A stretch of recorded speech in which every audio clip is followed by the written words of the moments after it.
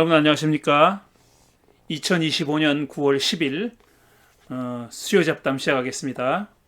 제 책 정말 야훼가 다 죽이라고 명령했을까? 여호수아서의 가나안 정복 이야기 한 장 한 장 읽어가면서 설명하고 있습니다. 지난주까지 이 헤렘이라는 말이 등장하는 정복 전쟁 이야기를 읽었습니다. 그리고 지난 두 주 동안은 정복 전쟁과 직접적으로 관련되어 있지는 않지만 정복 전쟁 이야기를 이해하는데 꼭 필요한 도움이 되는 그런 이야기들을 살펴봤습니다. 오늘도 마찬가지입니다. 제 12장인데요. 제목은 그냥 지나쳐서는 안 되는 이야기들이라고 제목이 붙어 있습니다. 그냥 지나쳐서는 안 되는 이야기 두 번째입니다. 사실 이 첫 번째 장에도 몇 가지 이야기를 했죠. 이 두 번째 장에도 역시 두 가지 이야기를 할 겁니다. 오늘은 야훼가 가나안 사람들이 고집을 부리게 만들어서 망하게 했다? 물음표라는 소제목이 붙어 있는 이야기인데, 그러니까 야훼 하나님이 가나안 사람들을 망하게 했죠. 결국은 헤렘 당하게 만들었잖아요. 그런데 가나안 사람들이 그렇게 헤렘 당할 수밖에 없을 정도로 헤렘 당할 수밖에 없게끔 야훼가 만들었다 이런 얘기입니다. 그러니까 야훼가 주체가 돼서 대상인 가나안 사람들을 헤렘 당에 쌀 정도로 헤렘 당에 마땅한 그런 존재로 만들어버렸다. 그게 뭐냐 하면은 고집을 부리게 만들었다는 겁니다. 이게 항복하지 않고 고집을 부리게 만들었다. 이런 얘기예요. 고집을 부리게 해서 망하게 만들었다는 그런 서술이 있습니다. 그런 서술이 어떤 의미를 가지고 있는지, 왜 이런 얘기를 하는지에 대해서 오늘 살펴봅니다. 오늘은 내용을 그렇게 많이 다루지 않겠습니다. 요 얘기만 해보려고 합니다. 자, 그럼 시작하겠습니다. 야훼가 가나안 사람들이 고집을 부리게 만들어서 망하게 했다? 물음표. 이게 소제목입니다. 가나안 정복 이야기가 마무리되는 지점에서, 이제 정복 전쟁이 다 끝났어요. 마무리되는 지점에서 아주 짧지만 의미 심장한 구절이 하나 있습니다. 그런 구절을 우리가 만나게 됩니다. 이전에 펼쳐진 이야기와는 결이 다른 이야기입니다. 전에는 이런 취지의 이야기가, 이런 의미를 가진 이야기가 등장하지 않아요. 가나안 정복 전쟁이 마무리되는 시점에서, 그러니까 11장에서 이런 얘기가 짧게 등장하는데요. 그래서 어쩌면 결이 완전히 다르기 때문에 어쩌면 정복 이야기 전체를 이해하는데 변화를 가지고 올 수도 있는 그런 구절입니다. 아주 짧지만 전체 가나안 정복 이야기가 이게 이런 뜻이었어? 이래서 이렇게 된 거야? 앞에서 얘기한 것과는 전혀 다른 의미를 던져줄 수 있는 그런 이야기라는 뜻입니다. 이상하게 해석자들은 여기에 큰 관심을 기울이지 않습니다. 이 정복 이야기를 해설하는 구약성서 학자들은 이 얘기에 그렇게 크게 관심을 기울이지 않는다는 사실이 저는 이상하게 여겨지는 겁니다. 이걸 문자 그대로 읽으면, 있는 그대로 읽으면 이건 또 뭐야? 그럼 아직까지 했던 얘기는 뭐고? 이렇게 되거든요. 그런데 이상하게 이 귀절에 대해서는 그렇게 크게 관심을 기울이지 않더라는 얘기입니다. 제가 보기에는 정복 이야기 전체의 판도를 바꿀 수도 있는 그런 이야기인데 말입니다. 왜 주의를 기울이지 않는지 모르겠어요. 이 얘기입니다. 바로 11장, 여호수아 11장 20절에 기록되어 있는 이야기입니다. 이렇습니다. 여호수아가 이들 원주민을 조금도 불쌍하게 여기지 않고 전멸시켜서 희생 제물로 바친 까닭은, 그러니까 가나안 사람들을 헤렘했던 까닭은, 몰살했던 까닭은 뭐냐면은 주님께서, 야훼께서 그 원주민들이 고집을 부리게 하시고 이스라엘에 대항하여 싸우다가 망하도록 하셨기 때문이다. 그러니까 가나안 사람들이 고집을 부려서 항복하지 않고 항복하면은 살았을 텐데 고집을 부려서 결국은 그 고집 때문에 망하게 만들었다 이런 얘기예요. 뒤집어서 얘기하면은 고집을 부리지 않고 항복했더라면 이렇게 몰살당하는 일은 벌어지지 않았을 것이다라는 말이 포함되어 있는 그런 얘기죠. 희생제물로 바친 까닭 이렇게 헤렘한 까닭은 주님께서 그 원주민들이 고집을 부리게 하시고 이스라엘에 대항하여 싸우다가 망하도록 하셨기 때문이다. 누가 이렇게 했느냐면 야훼가 그렇게 했다는 거예요. 그러니까 야훼와 무관하게 가나안 사람들이 고집을 부린 게 아니라 그렇게 얘기해도 고개가 갸우뚱한데 저렇게 해석할 수가 있나? 하는데 한 걸음 더 나아가서 야훼가 그들로 하여금 고집을 부리게 만들었다라고 얘기하는 겁니다. 그래서 망하게 만들었다. 그래서 헤렘 당하게 만들었다. 이렇게 얘기하는 겁니다. 그래서 여호수아는 주님께서 모세에게 명령하신 대로 그들을 전멸시킨 것이다. 헤렘했던 거다. 그래서 헤렘했던 이유는 그들이 고집을 부려서 그들이 고집을 부린 이유는 야훼가 그들로 하여금 고집을 부리게 만들어서 이렇게 되는 겁니다. 논리가. 자, 가나안 사람들이 헤렘된 것은 야훼가 그들로 하여금 고집을 부려서 이스라엘과 싸우다 죽게 만들었기 때문이라는 얘기입니다. 출애굽 이야기에 자주 등장하는 그런 말입니다. 이 출애굽기를 읽어보신 분들은 이거 어디서 많이 듣던 얘기인데 할 거예요. 그럴 수밖에 없습니다. 출애굽기에는 역시 야훼가 가나안 사람들을 이렇게 그 고집을 부리게 만들었던 그 야훼가 이집트의 바로를 그러니까 파라오를 고집 부리게 만들었다라는 말이 나와요. 그러니까 출애굽기를 아는 분들은 이 이야기가 전에도 나왔던 얘기인데 낯설지 않은 얘기인데 라고 그렇게 보이는 게 당연한 겁니다. 야훼가 이집트 왕 바로의 마음을 굳게 해서 고집 부리게 만들어서 출애굽을 허락하지 않았다는 얘기가 출애굽기에 등장합니다. 자, 먼저 출애굽기 3장 16절에서 19절을 읽어보겠습니다. 이거는 아직 모세가 이집트에 내려가기 전의 얘기입니다. 야훼가 모세를 불렀을 때 한 말이에요. 앞으로 이런 일이 벌어질 거다 라면서 미리 경고성으로다가 얘기해 준 내용입니다. 좀 길지만 읽어보겠습니다. 가서 이스라엘의 장로들을 모아놓고 그들에게 일러라. 네가 이집트에 내려가면은 히브리 사람들, 이스라엘 사람들을 만날 텐데 그들의 장로를 지도자들을 모아놓고 이렇게 말해라. 주 너의 조상의 하나님 곧 아브라함과 이삭과 야곱의 하나님이 나에게 나타나셔서 말씀하셨다. 그러니까 모세에게 나타나셔서 말씀하셨다. 그대로 전하라는 겁니다. 하고 말하면서 이렇게 전하여라. 내가 너희의 처지를 생각한다. 그러니까 종살이 하고 있는 처지를 생각한다는 얘기입니다. 너희가 이집트에서 겪는 일을 똑똑히 보았으니 이집트에서 고난받는 너희를 내가 이끌어내어 가나안 사람과 헷 사람과 아모리 사람과 브리스 사람과 히위 사람과 여부스 사람이 사는 땅, 여기도 기르가스 사람은 안 나옵니다. 7종족이 아니라 6종족이에요. 곧 젖과 꿀이 흐르는 땅으로 올라가기로 작정하였다. 그러니까 지금 올라가는 분도 야훼예요. 근데 혼자 가는 게 아니라 이스라엘 백성들을 데리고 올라가겠다 이런 얘기예요. 주어는 내가 하고 올라가겠다. 수로도 역시 야훼가 주어가 되는 수로입니다. 그러니까 야훼가 직접 올라간다는 거예요. 누구랑 같이? 이스라엘 백성들과 함께. 어디로? 가나안의 6족속이, 이 텍스트에 의하면 6족속이 사는 바로 그 땅으로. 그러면 그들이 너의 말을 들을 것이다. 들을 것이다는 그냥 듣기만 할 것이다가 아니라 알아들을 것이다, 따를 것이다 이런 뜻이죠.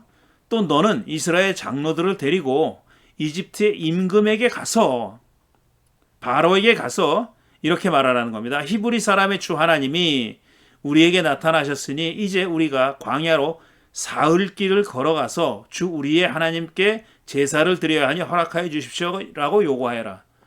그러니까 이집트 왕한테 가서는 우리에게 사흘의 말미를 달라. 사흘의 기간을 달라. 우리가 광야로 나가서 우리 신 야훼에게 제사를 드릴 수 있도록 사흘만 허락해달라 이렇게 말하라는 거예요. 이건 뭡니까? 거짓말이죠. 원래 이런 의도가 아니잖아요. 아예 해방시켜서 그 앞에 얘기했잖아요. 가나안 족속이 살고 있는 땅으로 올라가기로 작정했다. 이렇게 말했으니까 모세를 시켜서 이집트 왕 바로에게 가서 하라고 한 말은 거짓말입니다. 사실과 다른 말이에요. 그러나 여기부터입니다. 그러나 내가 이집트 왕을 강한 손으로 치지 않는 동안에는 그가 너희를 내보내지 않을 것이라는 것을 나는 안다. 이렇게 말한다고 해서 들을 바로가 아니다는 얘기입니다. 바로는 고집을 부릴 것이다. 언제까지? 야훼가 이집트 왕을 강한 손으로 칠 때까지는 고집을 부려서 너희를 내보내지 않을 것이다. 미리 경고를 한 겁니다. 이게 일이 그렇게 순탄하게 될 게 아니다라는 것을 미리 경고한 거예요. 내 백성 내보내라 그러면 금방 예 알겠습니다. 데려가십시오. 이럴 왕이 아니다라는 것을 미리 알려준 겁니다. 자, 여기에서 바로 야훼가 바로로 하여금 고집을 부리게 하지 않고 바로 스스로가 고집 부렸다고 쓰여 있습니다. 여기는. 그러니까 고집을 부렸다는 말은 너희를 내보내지 않을 것이라는 것을 나는 안다 그랬잖아요. 그러니까 고집 부린다는 얘기입니다. 비록 고집 부린다는 말은 안 했지만 바로가 이스라엘 백성들을 내보내지 않을 것이다 라고 미리 예고한 거죠. 이렇든 저렇든 야훼는 바로가 고집을 부릴지 알았으니 모세에게 쓸모없는 짓을 하라고 명령한 셈이죠. 가서 이렇게 사흘 동안 우리를 내보내 주시오라고 말한 거는 그 말을 바로가 듣지 않을 것을 이미 알고 있기 때문에 야훼가 그런 말을 하라고 명령한 것은 바로가 듣지도 않을 말을 하라고 명령한 거예요. 그러니까 쓸데없는 짓을 하라고 명령한 거나 마찬가지다 이겁니다. 왜 그랬는지 모르겠어요. 그러니까 명분을 쌓으려고 그랬을 수 있죠. 내가 내보내달라 그랬잖아. 우리 신 야훼가 우리를 내보내 달라고 명령하잖아. 그러니까 네가 안 들었잖아. 이런 어떤 명분을 쌓으려는 이유는 있었는지 모르겠지만 어쨌든 지금 야훼가 모세에게 명령한 것은 쓸데없는 효과가 없는 그런 행위를 하라고 명령한 거나 마찬가지죠. 바로는 히브리 노예들의 노동 강도를 높이라는 명령으로 이에 대응했습니다. 그게 출애굽기 5장에 나오는 얘기입니다. 이렇게 얘기해요. 실제로 가서. 그랬더니 바로가 예 알겠습니다. 데리고 나가십시오. 이렇게 한 게 아니라 오히려 노동 강도를 높였어요. 더 억압하고 더 착취하고 더 많이 일하게 그렇게 만들었다는 겁니다. 그래서 야훼는 재앙을 내립니다. 이게 명분을 쌓은 듯이 보여요. 명분을 쌓은 것처럼 보이죠. 그러니까 재앙을 내릴 만한 그런 나쁜 짓을 바로가 하게 만든 것처럼 보이잖아요. 물이 피가 되는 재앙으로 시작해서 집짐승이 죽는 재앙까지 이어갔지만 바로는 여전히 고집을 부리고 그 백성을 보내지 않았다. 이건 인용입니다. 7장 22절, 8장 15절, 19절, 그 다음에 32절, 9장 7절 이렇게 여러 번 나와요. 바로가 여전히 고집을 부리고 그 백성을 보내지 않았다. 고집을 부린 주체는 누구냐? 바로예요. 이집트의 왕 바로입니다. 누가 그로 하여금 고집을 부리게 만든 게 아니라 그러니까 앞에서 여호수아에게 야훼가 가나안 사람들을 고집을 부리게 만들어서 헤렘 당하게 했다라는 얘기랑은 좀 결이 다른 얘기입니다. 야훼가 그렇게 만든 게 아니라 바로가 스스로 고집을 부렸다 이겁니다. 고집을 부려서 백성들을 내보내지 않았다는 얘기입니다. 새번역 성경이 고집을 부리다라고 번역한 히브리 원문을 직역하면 글자 그대로 번역하면 마음 또는 심장 똑같은 말입니다. 히브리 말로 을 강하게 하다 또는 무겁게 하다 라는 표현을 씁니다. 그러니까 고집을 부리는 건 뭐냐 하면은 심장을 강하게 하는 거예요. 심장을 무겁게 하는 거예요. 그게 고집 부리는 라는 표현을 그렇게 했습니다. 히브리 말로 그렇게 표현합니다. 마음 또는 심장이 강하게 되다, 딱딱하게 되다, 또 무겁게 되다. 무거우면 딱딱해지는 거고 딱딱해지면 무거워지는 거잖아요. 그러니까 그렇게 된다는 거예요. 가벼워지는 게 아니라 부드러워지는 게 아니라 딱딱해지고 무거워진다는 표현을 씁니다. 그게 고집 부리는 거예요. 이때까지는 바로가 자기 의지대로 히브리인들을 내보내지 않은 겁니다. 자기가 고집을 부린 거예요. 그런데 6번째부터 10번째 재앙까지에는 다른 표현이 등장합니다. 여기서 1부터 5까지는 재앙이 10가지잖아요. 근데 1부터 5까지는 바로 자신이 고집을 부렸다고 표현했어요. 그런데 6부터 10까지는 그러니까 6번째 재앙부터 10번째 재앙까지는 다른 표현이 등장하는데 어떤 표현이냐면은 야훼가 바로의 마음을 굳게 해서 무겁게 해서 딱딱하게 해서 고집을 부리게 만들었다는 겁니다. 그러니까 형태로 보면 사역형을 쓴 거예요. 사역형. 그러니까 행위의 주체는 야훼입니다. 행위의 대상은 바로의 심장이에요. 마음이에요. 그걸 굳게 만들었어요. 그래서 고집을 부리게 만들었어요.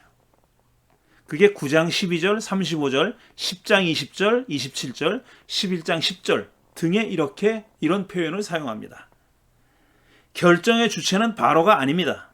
그의 마음을 야훼가 마음대로 조종해서 그로 하여금 고집을 부리게 해서 이스라엘을 내보내지 않게 만들었다는 겁니다. 이렇게 표현되어 있습니다. 다시 말씀드리지만 재앙이 10가지인데 1번부터 5번까지는 바로가 스스로 고집을 부려서 이스라엘 백성들을 안 내보낸 거고 6부터 10까지는 야훼가 바로로 하여금 고집을 부리게 만들어서 이스라엘 백성들을 내보내지 않게 만들었다 이겁니다. 이 이야기는 심각한 신학적 문제를 이야기합니다. 언뜻 듣기에도 그렇지 않습니까? 야훼가 바로의 마음을 마음대로 조종해요. 마치 바로가 무슨 인형이나 로봇인 것처럼 마음대로 조종합니다. 리모트 컨트롤 가지고 조종하는 거야. 야 이놈 너 지금 고집 부려야 될 때야. 지금 고집 부려. 안 된다고 해. 모세가 어떤 재앙으로 너를 위협하더라도 너 그 말 듣지 말어. 내가 너를 고집 부리게 만들 거야. 이런 얘기예요. 야훼가 사람에게 부여한 자유의지를 침해하기 때문에 그렇습니다. 야훼가 모든 사람에게 자유의지를 부여했죠. 그렇게 이스라엘 사람들한테만 자유의지를 부여한 게 아니에요. 자율권은 모든 사람들이 가지고 있는 창조 신학에 따르면 모든 사람이 가지고 있는 하나의 인간의 성품이고 본질입니다. 그게 스스로 선택할 수 있는 자유가 있는 거예요. 심지어는 죄를 짓는 자유도 있는 거예요. 물론 거기에 응분의 어떤 그 처벌이나 응분의 어떤 처분을 받아야 하지만 죄를 짓겠다고 마음먹은 자를 억지로 죄를 못 짓게 만들 수는 없는 거다 이겁니다. 인간은 로봇이 아니에요. 인형이 아니에요. 바로도 마찬가지예요. 그런데 여기서는 그것과 전혀 반대되는 표현을 쓰고 있잖아요. 야훼가 바로로 하여금 고집을 부리게 만들었어요. 바로가 고집 부린 거는 자기의 의지에 따른 게 아니라 야훼의 의지를 그대로 수행한 거라는 그런 표현입니다. 그런 표현이에요. 그러니까 이게 얼마나 심각한 신학적인 문제입니까? 야훼가 인간을 마음대로 컨트롤하겠다는 거예요. 창조신학에 맞지 않는 얘기입니다. 창조신학과는 명백하게 배치되는 이야기예요. 심지어 성경에는 야훼가 사람을 마음대로 할 수 없기 때문에 사람의 마음을 당신의 마음대로 조종할 수 없기 때문에 하나님이 죄를 짓는 당신 백성들을 그냥 볼 수밖에 없어서 마음 아파하는 그런 이야기들이 나와요. 그런 이야기들이 여러 군데 나옵니다. 하나님도 어찌하지 못하는 거예요. 이스라엘 백성들이 패역한 짓을 하는 것을 막지 못해요. 그래서 하나님이 마음 아파서 참 고통스러워한다는 표현을 예언자들이 하고 있죠.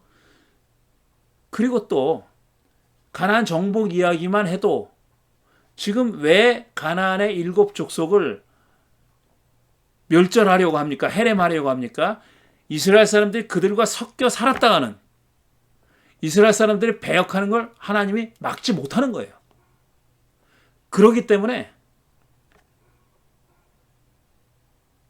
제일 좋은 거는 그들과 섞여 살면서도 배역하지 않는 거예요.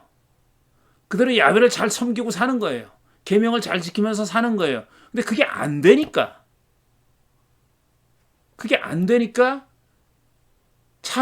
차선이라고 말하기 힘들지만 할 수 없이 악을 행하는 거라고요. 그 뭐냐? 그게 헤렘이에요. 가나안 사람들을 멸절시키는 겁니다. 근데 가나안 사람들을 멸절시켜야 하는 당위성 뒤에는 어떤 주장이 있느냐 하면은 패역으로 이끌려가는 유혹 당에서 이끌려가는 이스라엘 사람들을 하나님이 어쩌지 못하는 거예요. 그걸 막지 못하는 거예요. 그런데 지금 여기서는 바로의 마음을 마음대로 좌지우지합니다. 그리고 조금 아까 읽은 여호수아 11장에서는 가나안 사람들의 마음을 굳게 한 거예요. 고집을 부리게 만들어서 결국은 헤렘당하게 만들었다. 이렇게 말하는 거예요.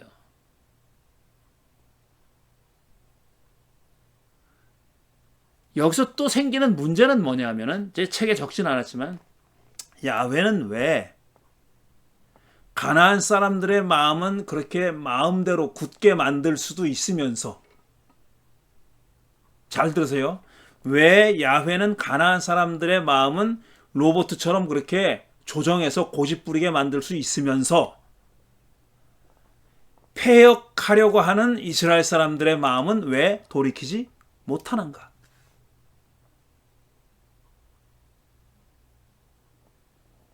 안 그렇습니까? 이런 문제가 들어있어요, 여기. 제가 무슨 해결책이 있다고 얘기하는 게 아니에요. 이걸 어떻게, 다 말이 되게, 이 모든 이 서로 양립할 수 없는 것 같은 얘기가 다 조화롭게 이렇게 잘 넘어가게 해석할 수 있는 방법이 있어서 말씀드리는 게 아닙니다. 그런 방법은 없습니다. 현실이 그렇다는 거예요. 사실이. 팩트가 그렇다는 겁니다. 이 이야기의 팩트가. 근데 이런 생각까지는 잘 안 하죠. 왜 좋은 게 좋은 거니까. 그래서 그냥 지나쳐서는 안 되는 이야기에 중요한 신학적인 내용이 담겨 있다는 겁니다. 제가 이 신학적인 문제에 어떤 해결책이 있어서 얘기하는 게 아니에요. 그런 문제가 있다는 사실은 우리가 알 필요가 있지 않느냐라는 겁니다. 이 이야기는 심각한 신학적 문제를 야기합니다. 야훼가 사람에게 부여한 자유의지를 침해하는 얘기 아닙니까? 야훼는 동생을 살해한 가인에게 죄가 그의 문에 도사리고 앉아서 그를 지배하려 하겠지만 너는 죄를 다스려야 한다 그랬어요. 그게 창세기 4장 7절에 나오는 얘기입니다. 죄가 문 앞에서 웅크리고 있어서 너한테 덤벼들려고 지금 노리고 있는데 그렇지만 너는 죄를 다스려야 한다 그랬어요. 제압해야 된다 그런 뜻이죠. 그 제압해야 된다는 말은 제압할 수 있다는 얘기예요. 원천적으로 불가능한데 하라고 얘기하지 않습니다. 그건 얘기할 아무 소용도 없는 거죠. 얘기해봐야. 원래 안 되는 걸 왜 하라 그래요? 하라고 했을 때는 그게 가능하니까 하라 그런 거예요. 그럴 수 있으니까 하라 그런 거라고요. 다스려야 한다는 말은 다스릴 수 있음을 전제합니다. 당연하죠. 다스릴 수 있으니 다스려야 한다고 말하는 겁니다. 그건 당연한 겁니다. 논리적으로도 맞고요. 야훼는 이스라엘 백성에게 죽음, 생명과 죽음 둘 중 하나를 택하라고도 말합니다. 이게 신명기에 나오는 얘기죠. 신명기 30장 19절 보면은 나는 오늘 하늘과 땅을 증인으로 세우고 생명과 사망, 복과 저주를 당신들 앞에 내놓습니다. 이 모세를 통해서 하신 하나님의 말씀입니다. 모세의 말이자 하나님의 말입니다. 당신들과 당신들의 자손이 살려거든 생명을 택하십시오. 아주 많은 그 단체에서 교회에서 표로 택하는 말입니다. 생명을 택하시오. 생명을 택하라. 옛날 성경에는 생명을 택하라 이렇게 명령어로 돼 있어요. 생명을 택하십시오. 왜? 생명을 택할 수 있으니까 택하라는 거예요. 원천적으로 생명을 택할 수 없는데 택하라고 말한다는 그건 그런 하나님은 사기꾼이죠. 말이 안 되는 거죠, 그거는. 택하라는 말은 택할 수 있음을 전제합니다. 당연하죠. 인간에게 의지의 자유가 있음을 전제하지 않으면 절대로 할 수 없는 말입니다. 그래야 선택할 수 있는 겁니다. 의지의 자유가 있으니까. 그런데 야훼는 마치 바로에게는 그것이 없다는 듯이, 또 가나안 종족에게는 그런 것이 없다는 듯이 마음대로 그를 조종한 걸로 말합니다. 고집부리게 만들었어, 내가. 야훼가 이렇게 말하잖아요. 신학적으로나 윤리적으로 심각한 문제가 아닐 수 없습니다. 그러니 성경을 비판하는 사람들이 요 구절만 보고 비판하는 것, 이건 뭐야? 이게 사람이 뭐야 도대체? 사람이 인형이야? 로봇이야? 하나님이 이래라 저래라 마음대로 고집부리게 만들고, 이렇게 비판하는 사람들이 비판할 수 있는 여지가 이 이야기에 있습니다. 그 말이 틀린 말은 아니에요. 그렇게 쓰여 있으니까. 그렇게 쓰여 있으니까.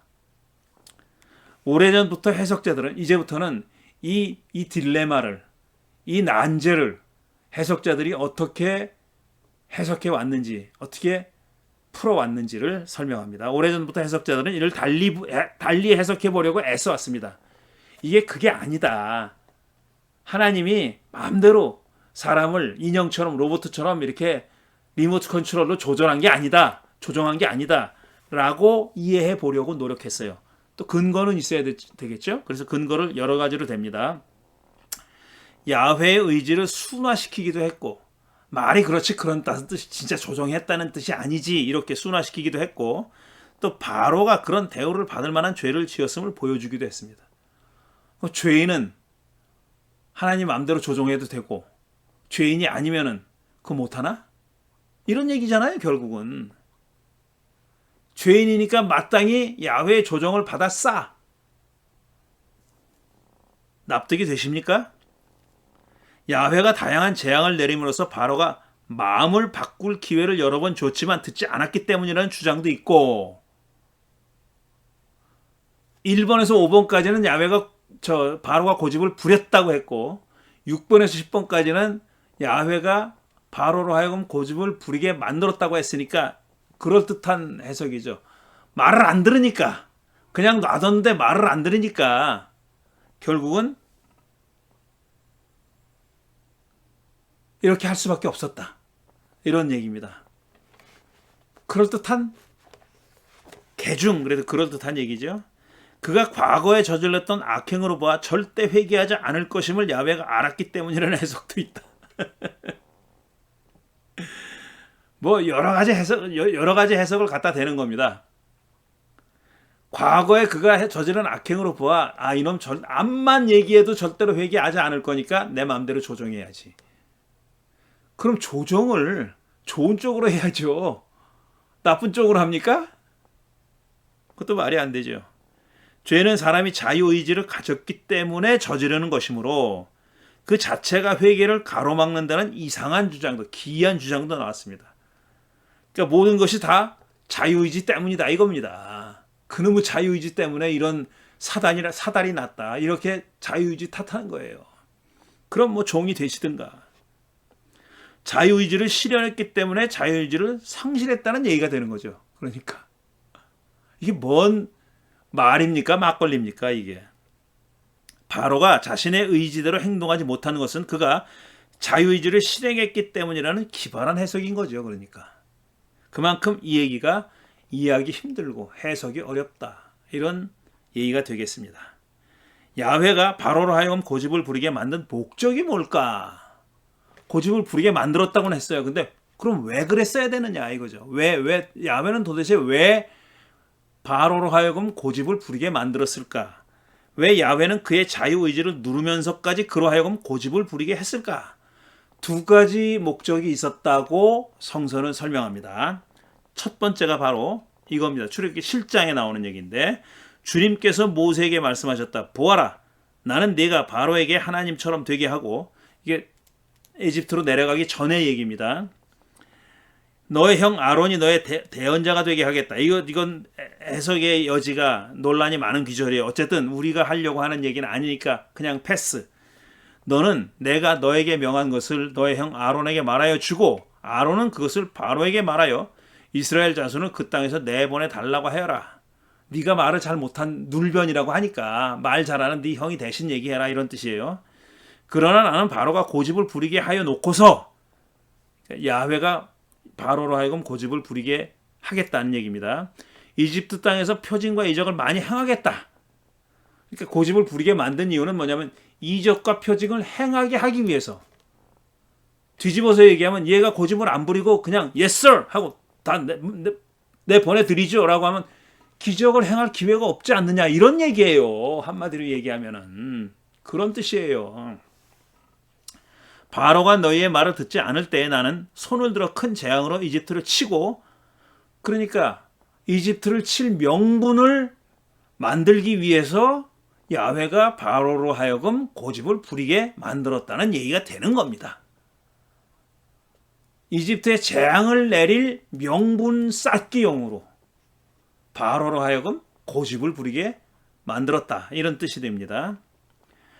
나의 군대와 나의 백성인 이스라엘 자손을 이집트 땅에서 인도하여 내겠다. 이집트를 치고 난 다음에 인도해 내겠다는 얘기입니다. 내가 손을 들어 이집트를 치고 그들 가운데서 이스라엘 자손을 이끌어낼 때에 이집트 사람들은 내가 주님임을 알게 될 것이다. 그때서야 비로소 이스라엘의 신인 야훼가 진짜 하나님인 것을 알게 될 것이다. 이 말은 그러니까 이 모든 일은 내가 이집트 사람에게 내가 진짜 하나님이라는 것을 보여주기 위해서다. 이런 얘기입니다. 이런 뜻이에요. 뭐 보태거나 뺄 게 없죠. 바로 그런 뜻이에요. 내가 바로가 고집을 안 부리면은 이적과 표징을 행할 기회가 없어. 그러니까 고집을 부리게 만들 거야. 그래서 이적과 표징을 행하겠어 내가.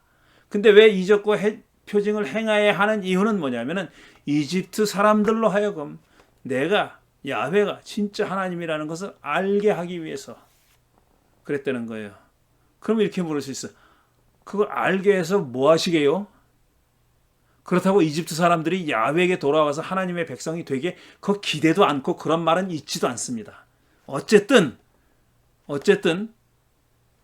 이집트 사람들로 하여금 야훼가 진짜 신이라는 것을 알게 하기 위해서 이 모든 일을 행하겠다. 이런 뜻이에요. 현대인이 납득하기 어렵습니다. 이거 납득이 되면 이상한 사람이에요. 그 다음에 출애굽기 10장에 또 이런 구절이 있습니다. 주님께서 모세에게 말씀하셨다. 너는 바로에게 가거라. 그와 그 신하들이 고집을 부리게 한 것은 나다. 내가 고집 부리게 했어. 밝히죠. 이것은 내가 그들이 보는 앞에서 나의 온갖 이적을 보여주려고 그렇게 한 것이다. 조금 더 노골적인 표현이죠. 내가 왜 그들을 고집 부리게 했는지 알아? 내가 기적을 보여주려고. 그뿐만 아니라 내가 이집트 사람들은 어떻게 벌하였는지를, 자, 이건 또 새로운 얘기입니다. 그리고 내가 그들에게 어떤 이적을 보여주었는지를 내가 너의 자손들에게도 알리게 하려고 또 내가 주님을 너희에게 가르치려고 그렇게 한 것이다. 그러니까 그 앞에서는 이집트 사람이 야훼가 진짜 하나님이라는 것을 알게 하기 위해서 했는데 이번에는 그렇게 함으로써 이스라엘 사람들이 또 이스라엘의 후손들이 야훼신이 진짜 하나님이라는 것을 알게 하기 위해서 그렇게 하겠다 이런 뜻이에요. 출애굽기 7장에서는 이집트 사람들이 자신이 야훼임을 알게 하기 위해서 그랬다고 했습니다. 10장에서는 첫째로는 이스라엘 사람들에게 야훼가 이집트 사람들을 어떻게 벌했는지 알게 하고, 둘째로 이스라엘 자손들이 야훼가 주님임을 알게 하려는 것이 목적이라고 했다. 두 가지 목적이 있어요. 근데 두 가지 목적은 다 이스라엘 사람들을 위한 거예요. 7장은 이집트 사람들을 위한 거고 대상은 다르지만 가르치려는 내용은 비슷하죠. 진짜 하나님이 누구냐? 진짜 하나님이 누구냐? 야훼가 진짜 하나님이다. 이걸 보여주려고 했다는 겁니다. 자신이 야훼라는 사실을 알리겠다는 얘기입니다. 자, 이 얘기들을 정리해 보면은 신학적이고 윤리적인 딜레마를 감수하면서까지 야훼가 바로를 고집스럽게 만들어 출애굽을 방해한 이유는 이른바 교육 효과를 얻기 위해서였다 얘기입니다. 이집트 사람들도 가르치고 이스라엘 사람과 그 후손들도 가르치고 그렇게 하려고 했다는 겁니다. 이른바 교육 효과죠. 교육 효과. 누가 진짜 하나님이냐 이걸 알려주기 위해서 했다는 겁니다. 헤렘이 살육 자체가 목적이 아니라 야훼와 이스라엘의 언약 관계를 유지하기 위한 수단이라는 점과 통합니다. 그러니까 결국은 뭐냐? 야훼가 참 하나님이라는 걸 알려주기 위해서 고집부리게 만들었다는 얘기예요. 그러니까 헤렘을 한 이유가 살육 자체가 목적이 아니라 야훼와 이스라엘 사이에 맺어진 언약 관계를 보존하고 공고히 하기 위해서 벌인 그런 일이다라는 얘기랑 일맥상통한다, 이런 얘기입니다.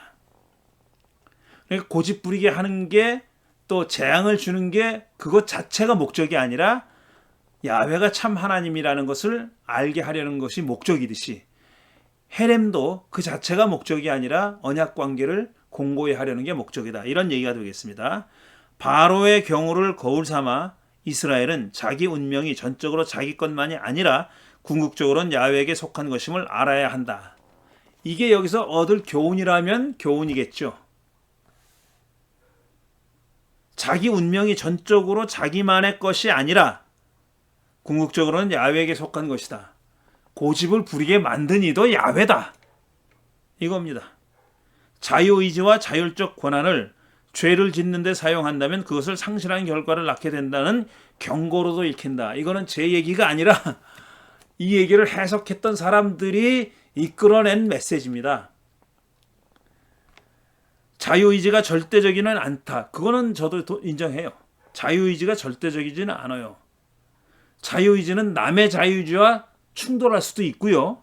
그 다음에 보편적인 혹은 유니버설한, 그야말로 어떤 룰, 도덕, 원칙과 상반될 수도 있어요. 내 자유의지를 실천하는 것이.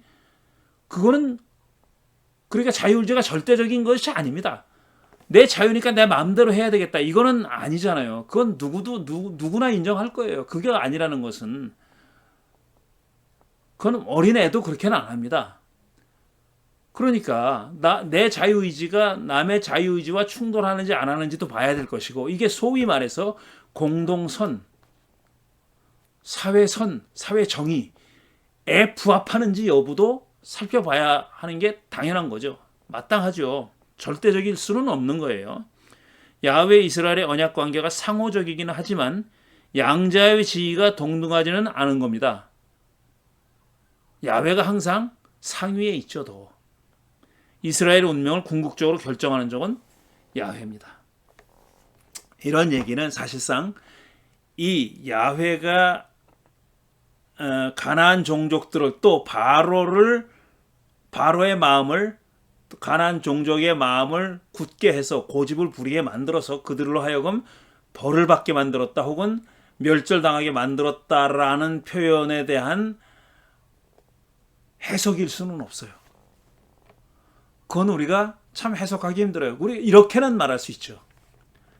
적어도 이 이야기를 기록한 사람들의 세계관, 그들의 신과는 세상 모든 일은 궁극적으로 야훼가 결정하는 거다. 그러니 심지어는 적들의 마음까지도 야훼의 주권 범위에서 벗어나 있지 않다라는 그런 어떤 모노야훼즘, 야훼 유일주의 신학, 야훼 유일주의 신학의 표현이라고는 볼 수 있어요. 근데 그 표현이 그렇게 해서 그들의 마음을 굳게 해서 멸망당하게 만들었다든가 벌받게 만들었다는 표현을 현대인들이 글자 그대로 이해할 수는 없는 겁니다. 그런 일은, 그렇게 이해한다면 그거는 현대인이라고 볼 수 없어요. 현대인은 적어도 그 표현에서 문제의식을 가져야 되고, 이건 뭐가 문제가 있다, 이런 신학은 문제가 있다라는 그런 문제의식을 느껴야 하고, 한 걸음 더 나아가서 이거는 그 당시 사람들이 그렇게 믿었던 거고 우리는 그걸 따를 필요는 없다, 그런 신학을 우리가 맹목적으로 아멘 할 이유도 없고 그렇게 해서는 안 된다 라는 것이 현대인들이 가져야 할 태도라고 저는 생각합니다. 그들의 신학을 이해하는 것과 그들의 신학을 추종하는 것은 다른 겁니다. 전혀. 성경의 이야기를 이해하는 것과 그리고 우리 시대에 우리의 삶에 어떻게 그것을 적용할 것인지, 소위 영어 써서 죄송합니다. recontextualization 할 건지, 재맥락화할 건지, 아니면 reconceptualization 할 건지, 재개념화할 건지는 따져봐야 됩니다. 이 이야기는 그런 문제점들을 드러내 보여주고 있다는 겁니다. 자, 이 장에 그냥 지나치지 말아야 할 얘기로 두 번째 이야기가 있습니다. 그것은 살아남은 가나안 사람들에 대한 이야기입니다. 헤렘하라고 분명히 명령했고 헤렘을 했다고 딱 서술되어 있는 구절이 있는데 그 다음에 계속 등장해요. 좀비도 아니고 이게 뭡니까? 가나안 사람들이 계속 살아 있어요. 살아남아 있다고요. 이 얘기를 어떻게 이해해야 될 것인가 하는 그 얘기는 다음 주에 계속 이어가도록 하겠습니다. 오늘은 여기까지 하겠습니다. 다음 주에 다시 뵙겠습니다. 감사합니다.